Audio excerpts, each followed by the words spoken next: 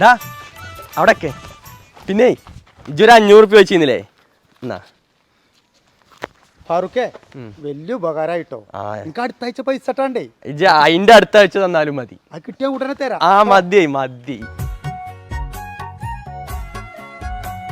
അനക്ക് തീരെ അന്തല്ലെങ്കിൽ ജോൻക്കാ പൈസ കടം കൊടുത്തിക്കണ് ഇനി ഓനക്ക് കണി കാണാൻ കിട്ടൂല.